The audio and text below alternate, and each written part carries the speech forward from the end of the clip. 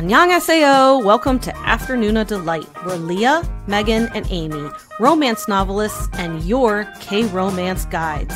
So grab some dekboki and listen to your new favorite unnies. Hey, everybody. Hello. Hey, hello. It's different. Yeah, it's different. So today it is a new group. It is myself, Leah, who is normally at Afternoona Delight, but we have two guests who you've both been on the pod before. Yeah. Have you been on it together though? Refresh my memory. Not with yes, we have, just not with one of the original co-hosts. Exactly. Yes. Okay. Yeah. Look, I want to just toot my horn for a second and say we did just celebrate 200 episodes, and that didn't count our snacks. So when I'm saying I can't remember, that's not a knock. That's just saying, like, I mean, people ask me about like book stuff too that I've written. I'm like, look, I can't remember. I don't know. Like, once it's out of my brain, I don't remember. I just want to say understandable that if you're listening and you listen to the other pods, we check 3 of the 4 boxes right now. We got Afternoona Delight, we have Afternoona Army, and we have Afternoona Asks. So yeah, it's a sister pod mashup. Yeah. It's a banner episode. And we started that, like, as we were signing in, you know, Megan started with an apology, which I thought was interesting. And so we have a lot to unpack. This drama is like one of these dramas I think comes up with a lot of feelings. So I just I'll get into it, kind of name where we're going, and then we're just going to dive in and get off to the races because there's a lot to unpack today. So today we're going to be talking about Something in the Rain, which is a 2018 drama starring Ye-jin and Jung Hae-in. It's a 16-episode Noona romance that's available on Netflix. And a Noona romance, for those who aren't aware, is a term for romances where a female lead is older than the male lead. The characters are closely connected, as Jung Hae-in's character, Jun-yi, is the younger brother of Son Ye-jin's character's best friend. He is also the childhood friend of Sung-ho, played by the ever-delightful Wi-ha-jun, who is Jin-ah, Son Ye-jin's character's younger brother. Got it. That's pretty funny. I was like, these are a lot of characters. Suffice it to just say that these are families that, you know, many people have family friends, and like, you're kind of like those families that you're kind of like connected in with and kind of like intermeshed with a bit. That's kind of basically where we're going. This is a intermeshed family dynamic. So as ever, we will start with a non-spoiler section. So if you're not sure if this drama is for you, we will do our best to help you decide before breaking into the spoiler section, where the 3 of us will have a lot to say. So let's start with, when did we all watch this drama? Why did we pick it? And have we watched this writer or director's work before? Megan, do you want to go first? I guess I'll go first. So this was my very first drama ever. It's origin story. This is my K-drama origin story, everybody. So it was June 2020, and I was in lockdown, and I had gone through my Netflix queue. Like, I had rewatched a bunch of stuff that I had seen before. I had watched new things. I'd watched documentaries. I watched Tiger King. I did the whole thing. And one day I was scrolling, and Something in the Rain came up in my suggestions. And so I thought, okay, well, I'll watch the trailer. And I think at the time when it came up in my suggestions, it had like the voiceover. But when I went to the trailer, it was subtitled, which I don't mind at all. And so I watched it and I was like, this seems really interesting. So I went out on a limb and I watched it. And I remember at the time I had a lot of questions because I had never watched anything about Korean society, South Korean society. I wasn't into K-pop yet. I wasn't into K-drama yet. I just had a lot of questions like, wow, is this how things really work? Is this the structure of the office, like the workplace? Is this how family structures work? So for me, it was an education. I remember doing a lot of Googling, a lot of pausing. I looked up a lot of, maybe not words, but I would see things in the background. I would like pause it and then I would like try to look up like the translation, that kind of thing. And so, yeah, that's how it worked out. It really opened up my lockdown world, and I am still enjoying the riches of it today. So I'm here and I have like 4 years of K-drama under my belt and ready to go. Like, this is great. So for me, I saw One Spring Night first, which is by the same director and screenwriter and also stars Jung Hae-in, as well as many of the other members of the cast, like the mum, for example. I adore One Spring Night. It's one of my favorite dramas. In fact, it only just slipped out of my top 10 because My Dearest went in there last year. And I have a real weakness for this slow, quiet romance dramas, partly because I think the West never really makes them. I think it's almost like a genre that they actively disdain. Like they don't ever want to make a romance, like a long 16 episode drama that's all about romance. Whereas K-dramas not only love doing them, they excel at them. So I picked it up on a whim, but afterwards in reading it, I realized that many people feel like One Spring Night fixes, in quote marks, the problems of Something in the Rain. So we can have a chat about whether that is the case in the spoiler section.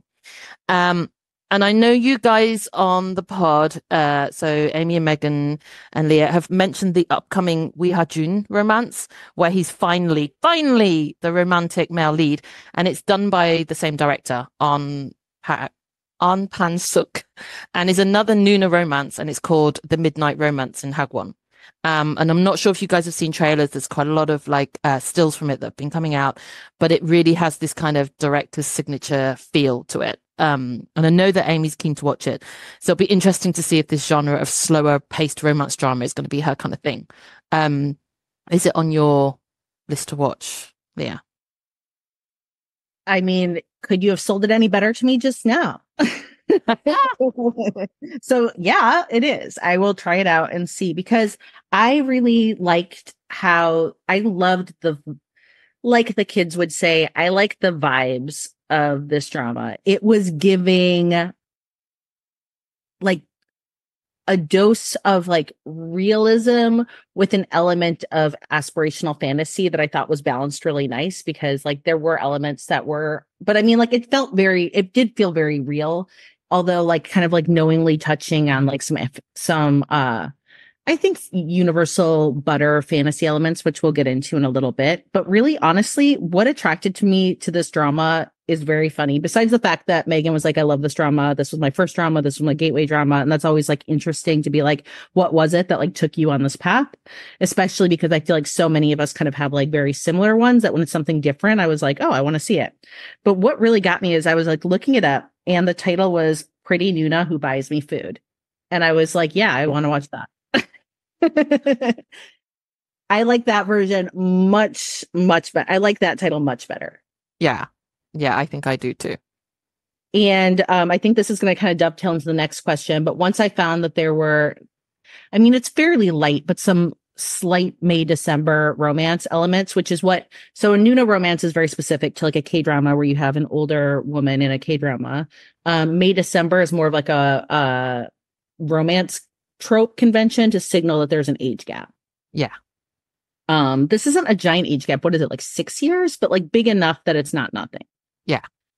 I think especially given that the female in question's age is more like in the mid 30s, which is funny because at that point, like I guess once we hit 35, we're kind of like beginning to sail into that like sexual unsea. I think for me, and it being my first drama, like I'd never seen anything else, I was so shocked that like that was the taboo. Like I just remember thinking, is this really taboo? Like I go and Google, like, is an older woman, younger man relationship taboo in society? Like I just had never I'd seen other Western things where there's an older woman, a younger man, but like, I don't know. Like when I think about it, I live in a time where J-Lo's like boyfriends are like 26 years old. So I guess to me, it didn't seem like, do you know what I mean? Like, I guess to me, I just was like, well, okay, but like, why is this different? Now I know, going forward that it's a thing, it's a trope, but it's a good one and it can be done well.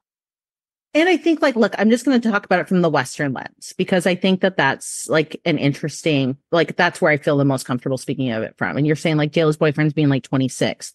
Sure. And look, I think it still hits differently. I mean, I think that like it depends on the gap. Like a smaller gap is less of a blink.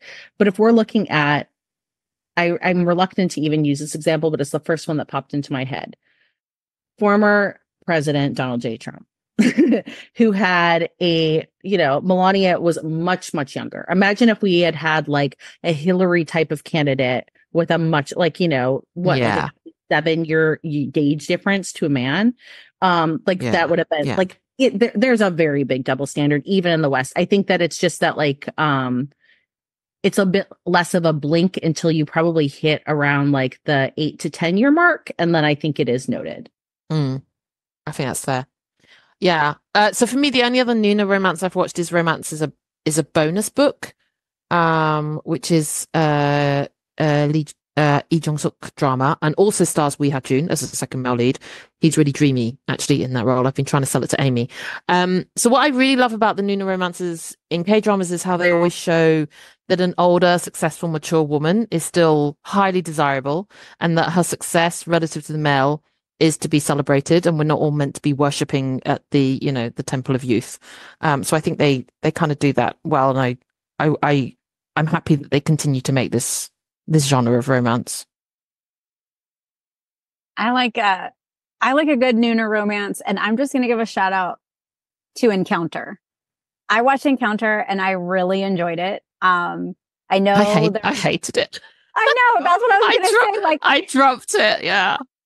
I know there are some people that don't like it, didn't resonate, like they just didn't like it for whatever reason, and that's fine. I get it, but I just really enjoyed parts of it that the main lead, female lead, is very is very uptight, and she kind of plays to character. Like everybody knows, I'm not like spilling any tea here, but like she's always like kind of like the uptight, like mature, can't have any fun.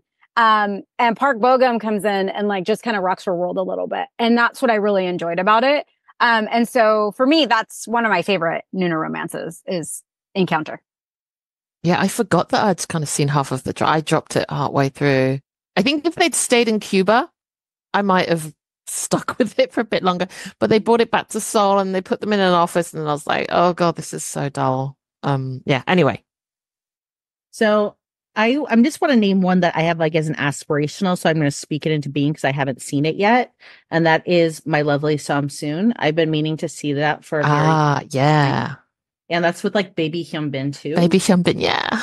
And so, yeah, and it's just meant to be like one of the classic older K-drama. I think it came out in like 2005. But I do want to try it because I've only ever heard good things about it. And it's meant to be a classic, isn't it? Yeah. The idea that like, look, I write in romance and like, it's fine. Like the ingenue has its place. Like, I'm not going to just shit on the ingenue stereotype. Sorry, I'm playing with a fidget spinner. I'm going to put it down. I'm not going to like shit on the ingenue or, the younger female heroine. Like that's kind of like a bread and butter part of romance. Like those characters come and it's fine. I just don't always want it. Like I definitely don't always want that to be like my thing. And so I do think that with the Noona romance, we can, or just like a May December, if I'm thinking about it through like a Western romance or Western, like romance novel. I like the idea that a female protagonist can be wealthier or more mature, less naive, less like the big eyes, like, oh, this kiss is, like the. So, I mean, I look, I've been around the block and I like my heroines sometimes to like know their way around their business as well. So I think it's fair to say this drama has mixed reviews, but I thought it would be nice to start with the positives. So what were your favorite things about this drama?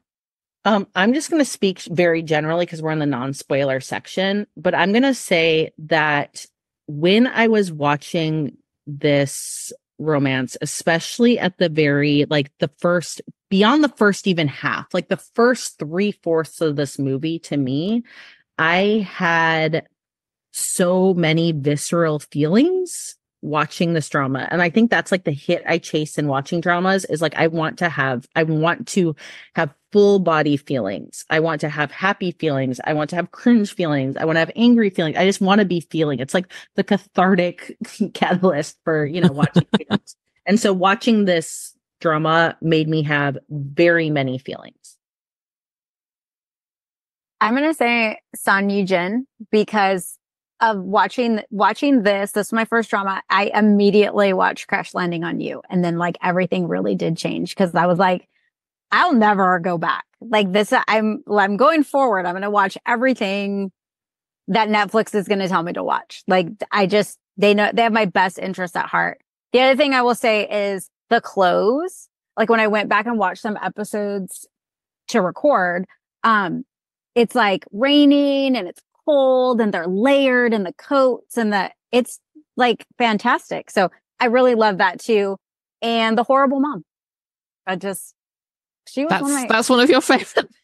It is because now that I know more, like now that I've seen more K-drama, I'm like, oh babe, she is like in my top 2.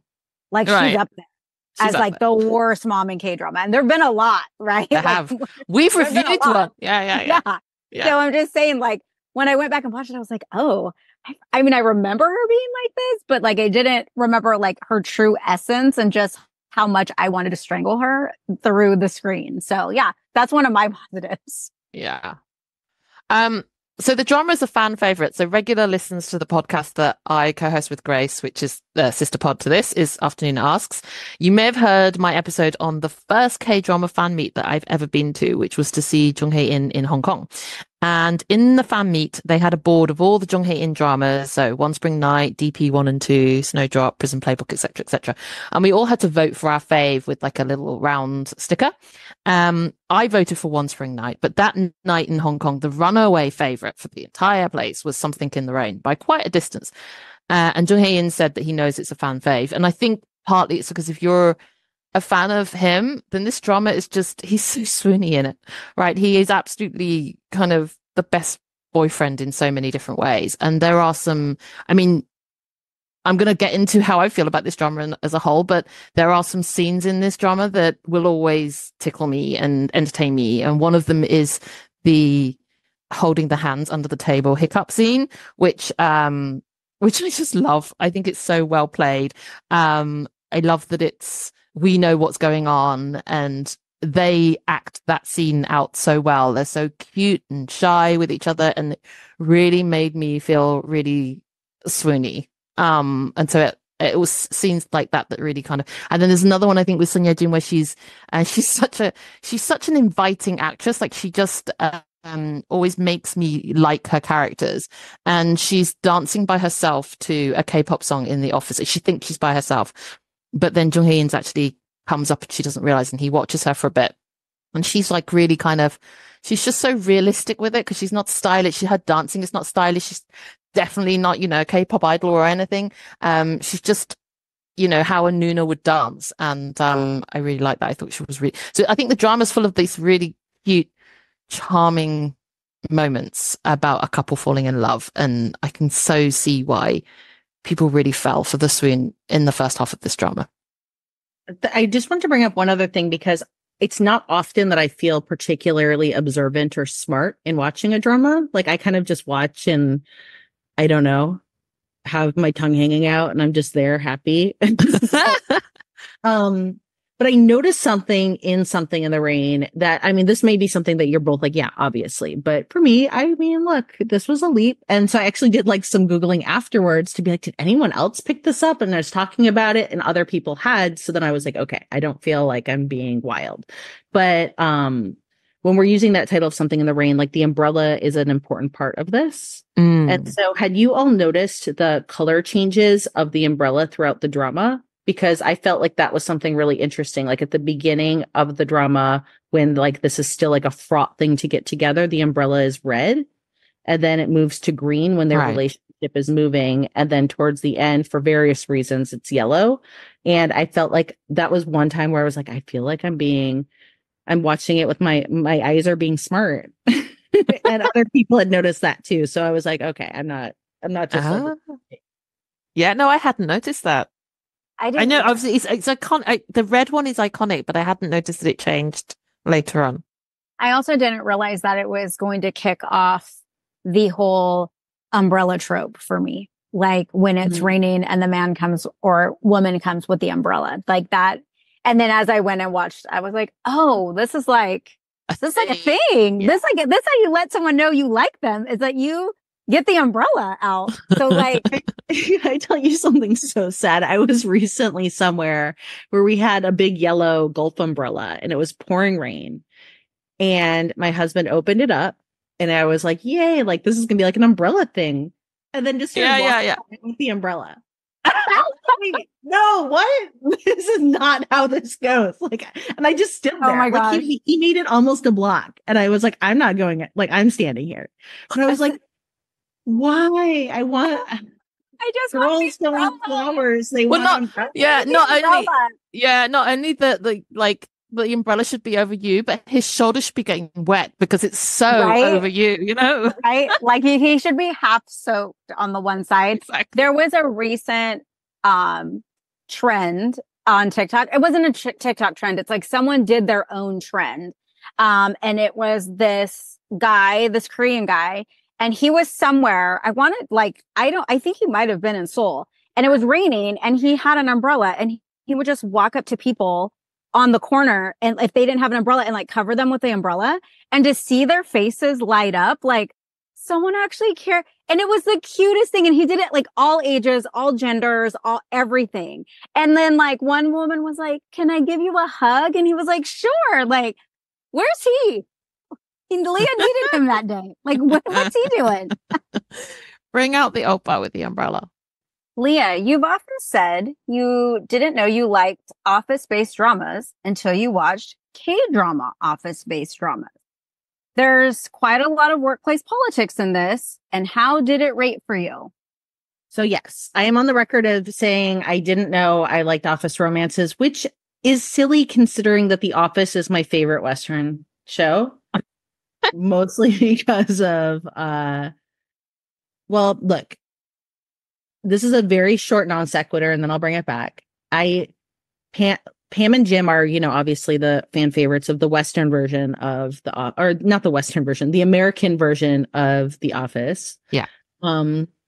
However, I'm a Dwight girl and a Rainn Wilson girl. Like, he is one of my high crushes in this world.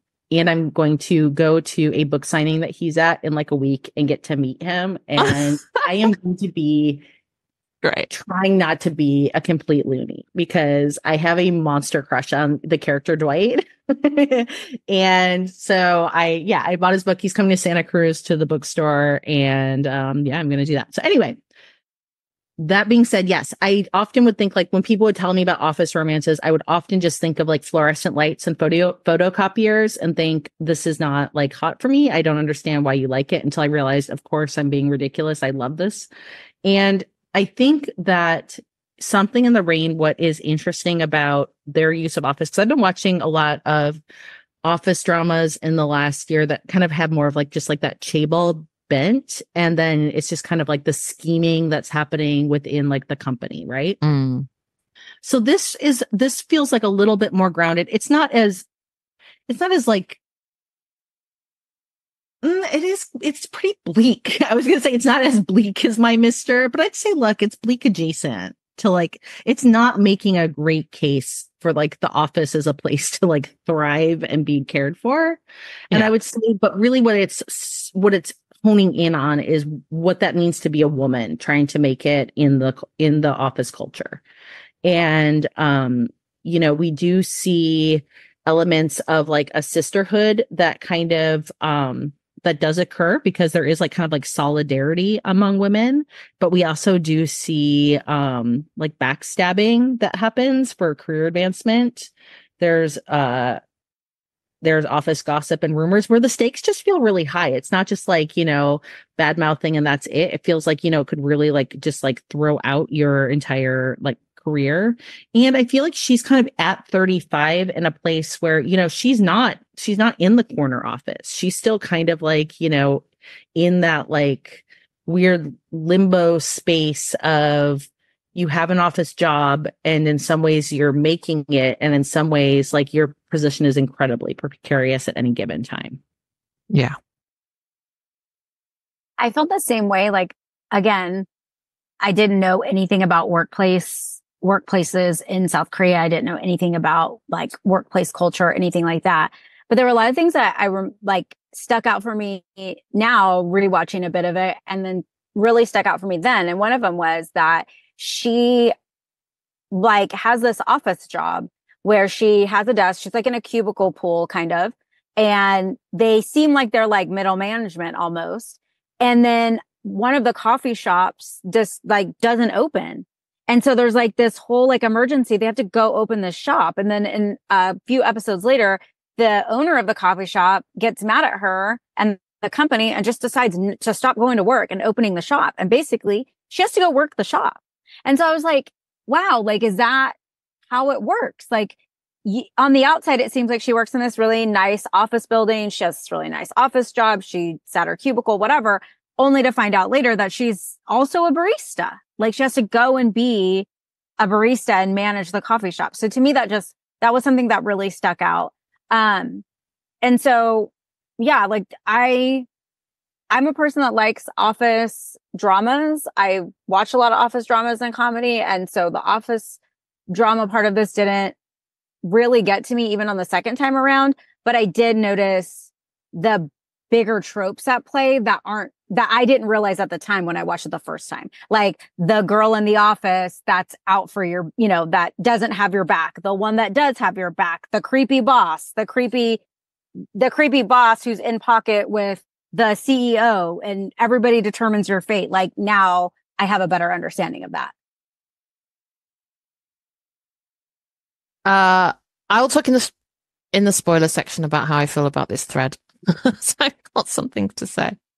Okay, but one thing you do have something to say about that you can share here is, Sarah, just out of curiosity, how do you feel about the OST or original soundtrack?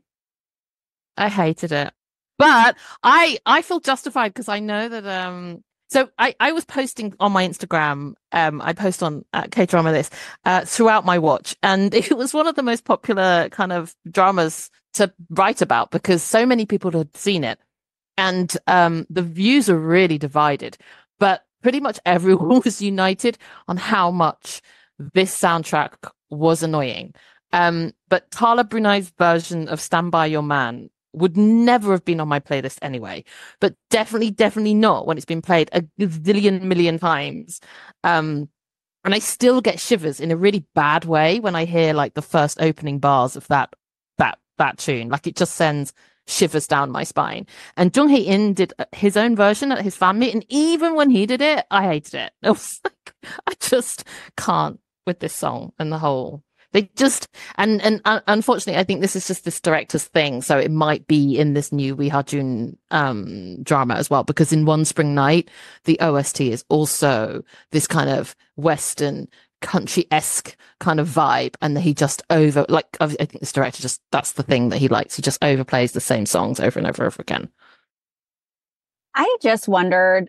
I was telling Sarah before we all started recording that I remember watching Reply 88 on Netflix, and you can tell not a lot of it, but some of it is like there's a song that's being played over that doesn't match up what's happening on the screen, and for whatever copyright reasons or whatever. And I just remember thinking like, oh, maybe this has a different soundtrack, and this was like the only song that they could use for this drama. And I was talking to Sarah, and Sarah said, no, that's just what the director likes to do. So that theory is out for me. I just don't know that Stand By Your Man was the best choice. I get it. Like Stand By Your Man, like she's trying to stand by her man, Noona romance. I think a cover of Patsy Cline Crazy would have been better in my just me personally. But, Stand By Your Man. Okay. It's interesting. It's an interesting song. It's, is what it is. And you, Leah, did you have strong feelings? Well, look, when you wrote it down, I'm like, I can't remember anything. So I'm going to say don't have strong feelings. And then as you started to say it, I'm like, oh, yeah, I do remember it. And honestly, I was fine with it. I kind of liked it. I mean, look, I don't think maybe like morally and spiritually it's maybe the best choice, but I kind of liked it. And Bruce Willis, for God's sake, like honestly. Anyway, I just feel like in some parts, well, in some but they played it in some parts that they shouldn't have played it. Yeah, I know exactly. That's what it was. It was really jarring. I mean, it freaking annoying anyway, but it was also just in places it was just so jarring because it's like you're literally not standing by your man though. So like, or it's like a weird situation that's happening, and then all of a sudden that starts playing, and it's like no one's standing by their man or should be in this moment. Like I don't. So yeah. I agree with you there. I know. Right. So if listeners aren't sure if this drama is for them, who do you think would like this drama? People that like to encounter, apparently. No, I don't know. If you like a slow burn, if you like Jung Hae-in, Ye-jin, this is for you. They did a really good job. I just have different feelings than I had the first time I watched it. I was a little nostalgic. We can get into that later. But if you like Noona romance, if you like slow burn, if you like devoted cutie boyfriend, he's devoted cutie boyfriend. Start to like he's just cute. His little face. Every time I think, I just see his little face. And he's cute. And that if you liked Encounter, I think you'd like this. I think, look, I'm going to give some random comps, but it's the vibes. I think if you like My Mister and My Liberation Notes, you're going to like elements of this. I think that we will talk in the spoiler section how I think that it shits the bed at some point. But if you are in for like, also because this is my first life, I feel just kind of like more of like a realistic take where like everything's not just like adorable and cute and like funny meet cutes and everything's just kind of like big eyes, like romantic, but it feels a little bit more, you're getting a slice of life with your romance. I think that you'll like it. And if you still can look back on, on My Dearest, because I really didn't like the end of My Dearest, but I enjoyed the road that took me to it. If you could still look back and have fondness for like that, or like, where you watch something, you're like, look, I didn't like where it ended up going, but I enjoyed so much of it, then I think it's for you. It's not for you if like, I have not seen the one drama and I'm forgetting exactly the name. It's like a really funny long name. It's like oh God, it's the Dure Soul. What is Dora la Soul? That yes. I've seen it. Okay. I feel like if that made you wild, maybe don't watch this. Yeah. Okay. But like that drama, yes, and that drama is in a class of its own because that drama was great until the last 2.5 episodes. Yeah. I would tell anybody, just watch it until like the last. I would have to go. It's probably like episode 14. Just watch it till 14 and pretend it ends there. Yeah. I remember you saying that. And it was like my first time with Ye-jin, right? Yeah. And like I was so excited. He's so good in it. That's the thing. He's so good in it. And yet lots of people aren't seeing it because it wasn't great at the end. Yeah. Like, it's good until a certain point. So like, yes, Leah, and yes, Leah. So for me, I think they have amazing chemistry, really amazing chemistry. And I think it's really super lovey-dovey at the start. And swoony, as I've said. I actually think it's one of these dramas that's so divisive. Like you have to watch it to have a view and see where you land. Like it's a bit like, I think Moon Lovers for me is in that category. Like you just have to watch it and have a view and then know, because you don't know going in whether it's going to be for you or not. But it is such a divisive drama. It's kind of fun to see where you land. And I had comps as well. So I kind of wanted to bang the drum for these slightly slower, slightly slice of life romance dramas, which I think Leah's kind of obviously comp to as well. But for me, because I can't get enough of these kind of dramas, and I just think they deserve to be more widely loved.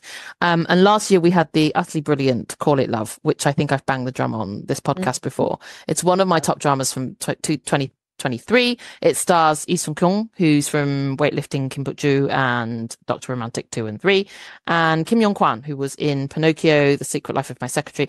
And it's a kind of enemies to lovers revenge drama, but it's so emotional and so beautifully done. Leah got partway through but hasn't finished it, and if you don't finish it, I'm still going to do a deep dive on it. I'm just going to find someone in the Patreon to do it with me because they loved it on there. The second one is from this year, and it's called Tell Me That You Love Me, and it stars Shin Hun-bin, who we best know from Hospital Playlist, playing the residents who, I don't want to spoil anything, so she interacts the most with Yoo Yeon-suk's pediatric doctor. And we also have a mature lead, Jung Woo-sung, who at age 50 is my actual oppa. And this drama is great. The male lead is deaf, and the female lead is a struggling actress. It's directed by Kim Yoon-jun, who is the director of Our Beloved Summer. So it's very, it won't surprise you to know, a very visually beautiful drama.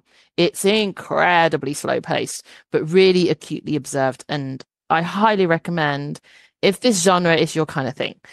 And both of these dramas are on Disney Plus. Okay, Sarah, are you going to do the K-pop rec of the week? Yeah, I'm going to do this one. It's my first one with you guys.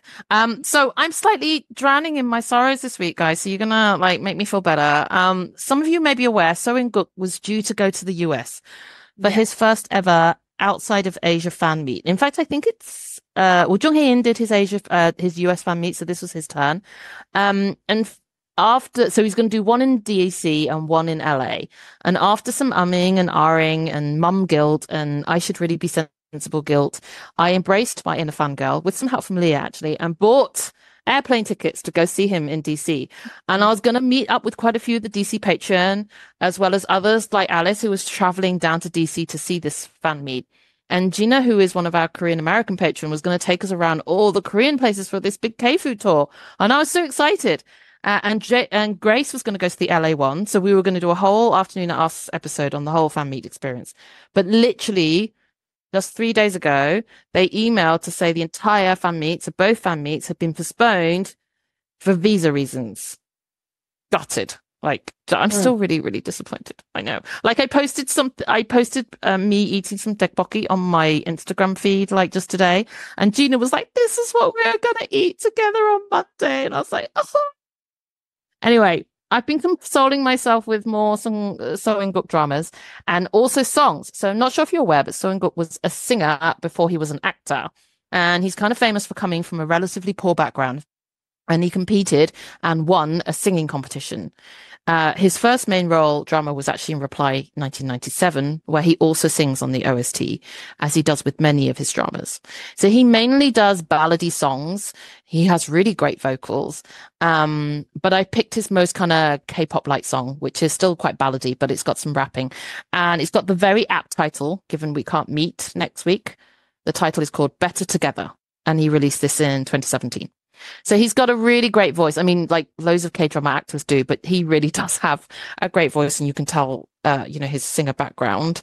And I recommend you go and check out his discography, especially if you, like me, love a ballady love song. And fingers crossed his postponed show comes back and we can all make it again. So the song is Better Together by So In-guk. I'm so sorry. When I saw that, the first thing I thought of was you. I just saw that you had posted it and I was like, no, Sarah, no. I know. Thanks, guys. We were also gutted, like the other DC patron that we're going to go. We're really, really gutted. Yeah. And I think I'm not trying to undercut them too, because of course it's a bummer, but I feel like, you had like booked, like you were willing to like put on the backpack and like cross the ocean. You were super devoted. That is army energy, Sarah. That's what that is. Yeah. Yeah. So I really hope that the postponed show comes out at a time where we can all make it. So hopefully Yeah. they're thinking maybe like we're hearing possibly the fall. So fingers crossed. Yikes, what a bummer. And I'm also curious, like, what is the visa? I know, right? I know. I'm not sure. I have high conspiracy theories, but I'm gonna be generous and say, okay, maybe they just didn't get their stuff together. Because is it because like what he's doing is like equating to earning, and so they treat it differently? Like it's different. You're not just coming over to be a tourist, I'm assuming. Like there's got to be, yeah. Oh yeah, I assume it'd have to be a business visa, right? Because you're not just coming over to, I don't know. But I mean, it's not like it's, I mean, like I could understand like if it was, I don't know, like a Chinese actor and there's kind of different visa situation thing for China, maybe more strict or something. But yeah, I don't know. Yeah, same. It feels odd. It feels odd. Yeah. And so last minute as well. That's the worst part Yeah. is that it's just so last minute with like no time to prepare. Leah and I don't know what that's like when you just get something dropped on you very quickly with no time to prepare, like a shipping label, a new song or a concert. It's fine. Or yeah, a concert for your bias where they're like, it's coming and tickets are going on sale in 4 days. Yeah. Mm-hmm. Mm-hmm. Wouldn't know what that's about. All right. So let's move from the non-spoiler section to the spoiler section.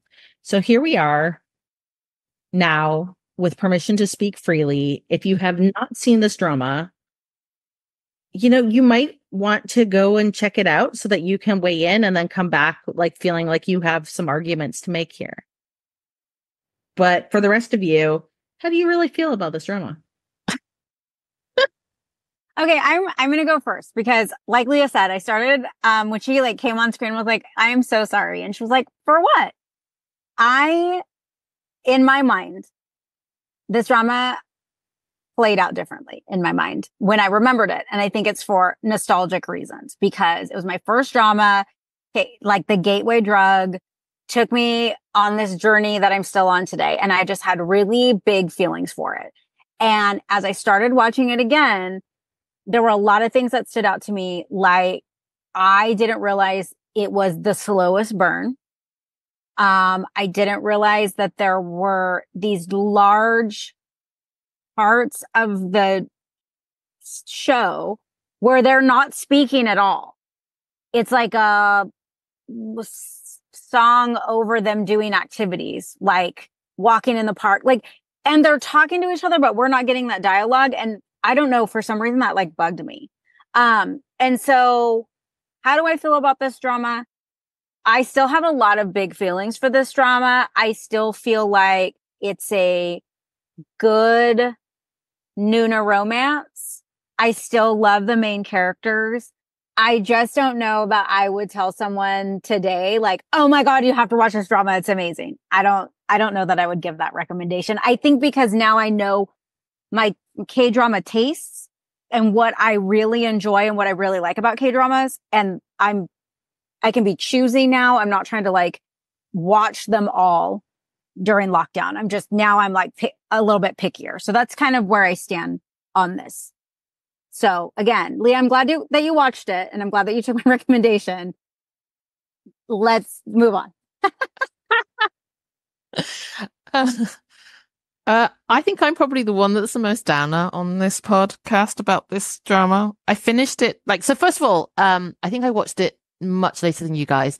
Leah had mentioned it on previous podcasts that it kind of like she really liked the front half but didn't like the back half. And I think famously the mum is one of the worst K-dramas mums in quote marks that there is. And I kind of went into this drama knowing that this was kind of how people felt and that the mum was a huge part of the problem. But actually, I've got to be honest, like for me, she wasn't the problem. For me, it was actually basically everything else.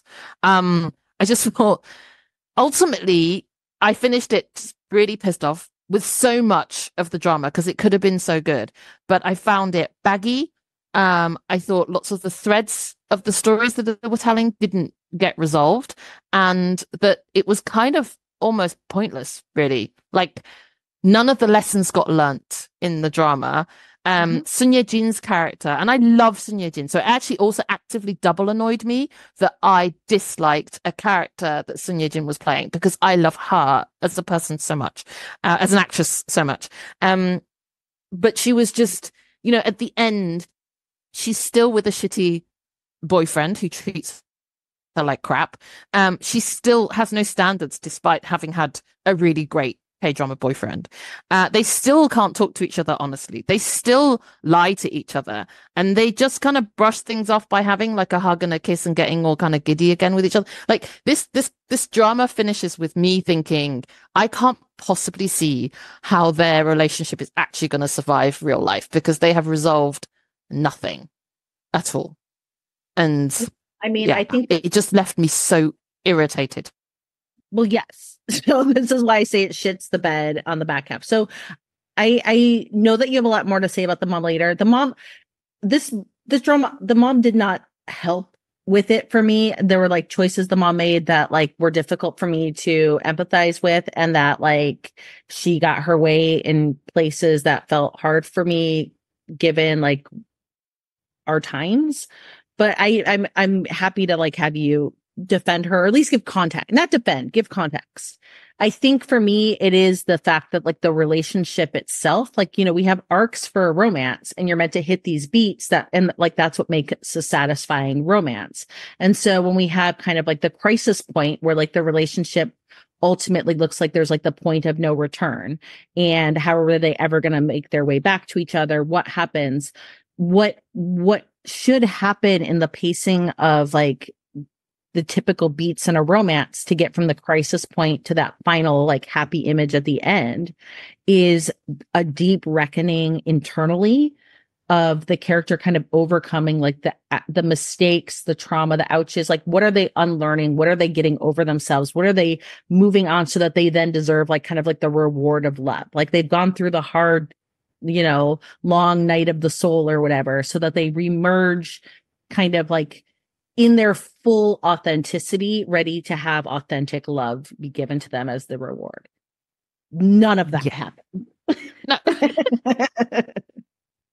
So it doesn't feel good. You're just like, what the, like, I felt like, okay, like we get to the breakup point, and like, that's what I'm saying. Like the bad, like the mean mom with like, the judgment on like the other families, like, dad leaving and stuff. It doesn't feel great, but it kind of sets up the catalyst, even if I didn't like it, to have that kind of crisis point and the relationship kind of coming apart. But what happened from there to the end is not the mom's fault. No. And it reminds me, I read or listened on Audible to 2 books recently, and I'm not going to like name drop or anything. And I realized that they're just not for me. Like those books were not for me and like my demographic anymore. I'm a little bit older. I mean, I'm a lot older and I'm a little bit wiser.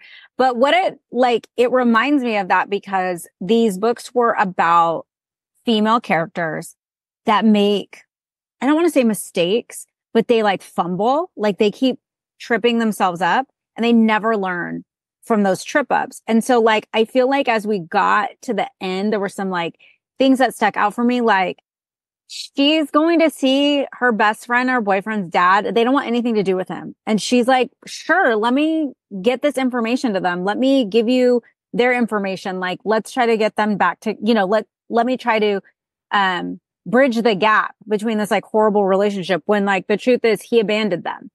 And they don't want anything to do with him anymore. And then she kind of like lies. She lies about it. Yeah, she does. So there's like those things. The other thing too, that like, I mean, I didn't really bring up, but one thing that really sticks out for me on this watch, not the first watch, is like how devastated the best friend is. And I think the first time I watched it, I was like, but that's your best friend and your brother. Like, don't you want them to be happy? But then this time when I watched it, I was like, they lied to her for a really long time. They were lying to her. Like it's like a lie of omission, but they're lying to her. They're not being honest about how they feel or what they're doing. And then she feels so betrayed. And so to me, that like stuck out a little bit more. And so I'm not going to say that they were doomed from the start, but they didn't build on the best foundation. And then you like keep going. And they both just kind of fumble.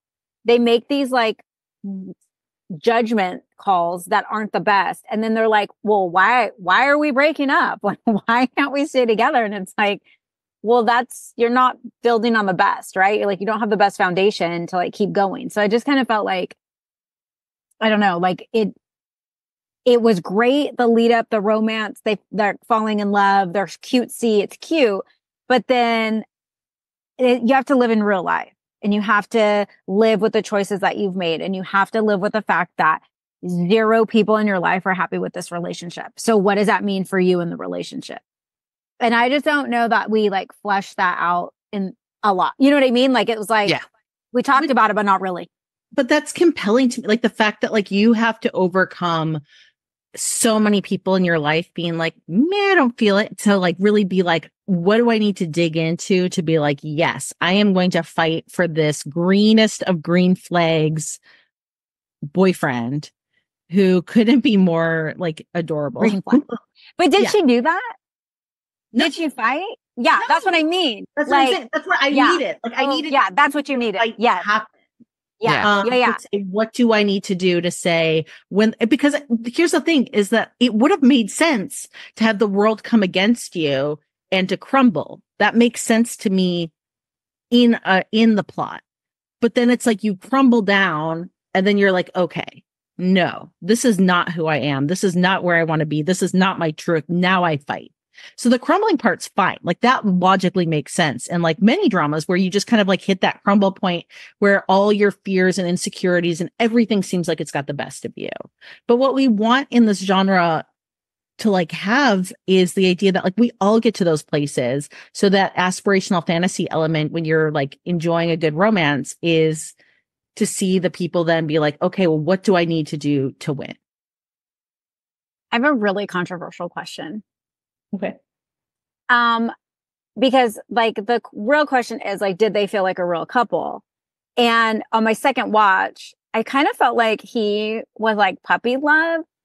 And then she was like, okay, well, I'll just jump on because I've had a horrible breakup. Like, did you feel that way? Or do you do you think they eventually like fell in real love? Or do you think it was like, I've had a crush on my big sister's bestie for X amount of years. And then she's like, well, you're really nice to me and you're a green flag and my ex-boyfriend's horrible and the men in my workplace are horrible and look at you. I'm not saying that I'm wrong, but I never thought of it that way. But now that I'm looking at it, I'm like, well, no, is this what I'm feeling?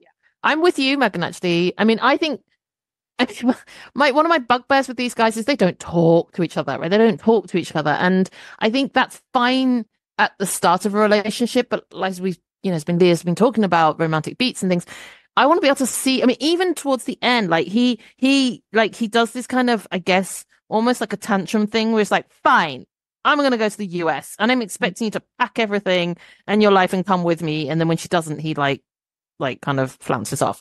And then she goes and rents this apartment, but doesn't tell him at all. In fact, she actively lies to him because he's on the phone, I think, when she's actually literally moving in.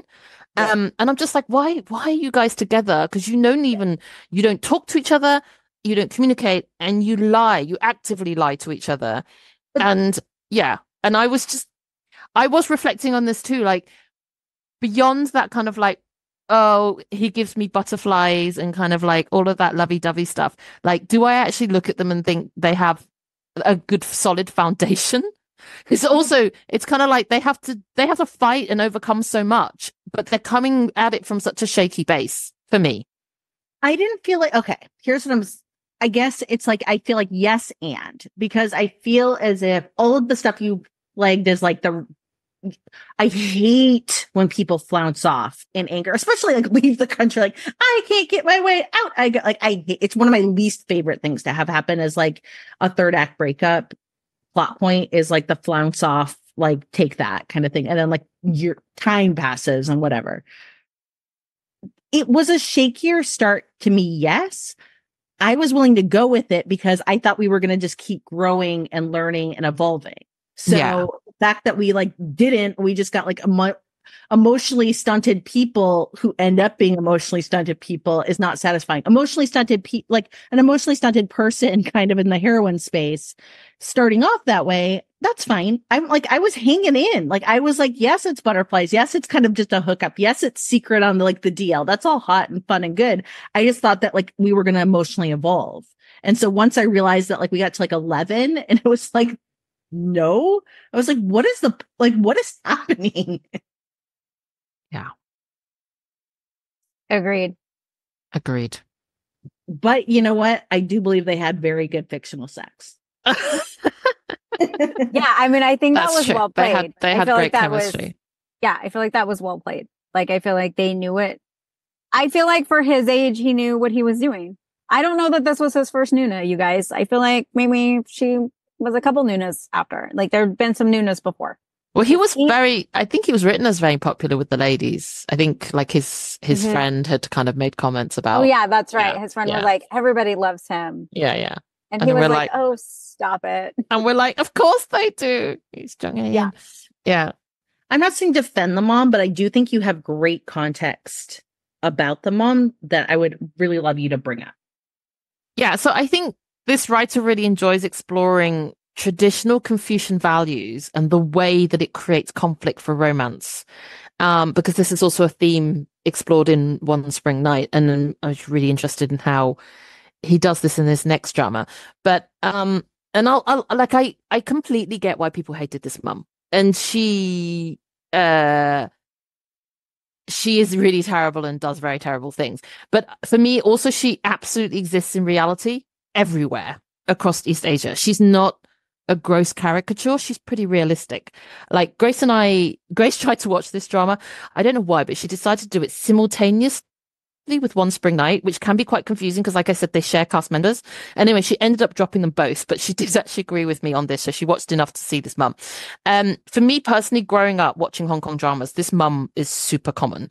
And in reality, the things she says, I grew up listening to too, from my various aunties that are not aunties, you know, the ones that have opinions about your life.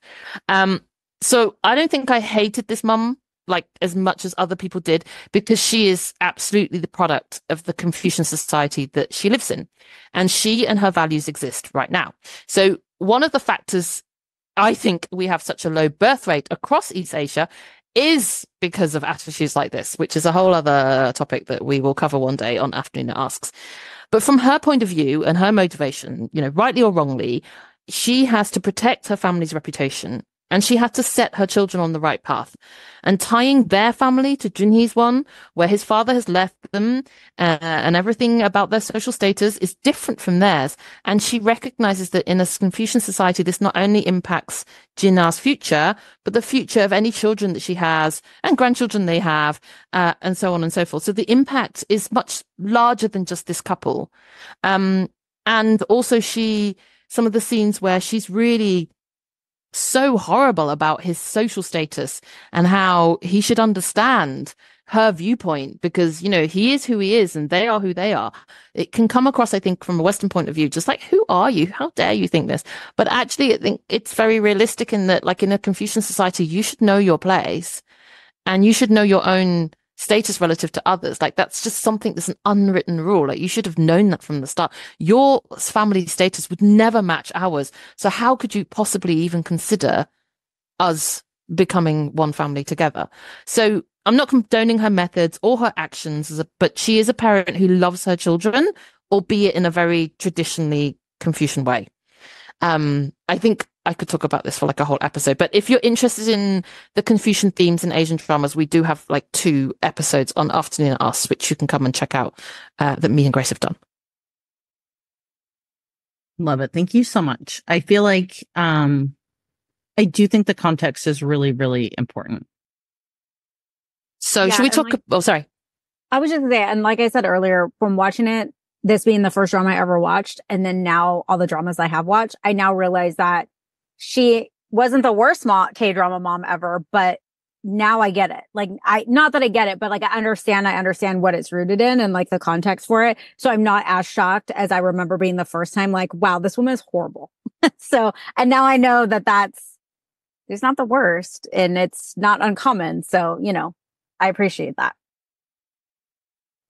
So we quickly talk about the ending. Did it work for you? I think I've already spoken about how I feel. But how did you guys find it?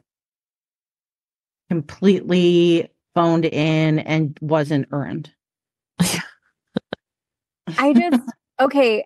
And again, I just ended it. I ended it and I was like, okay, well then what's next? What's the next episode? And then it was like, hit me.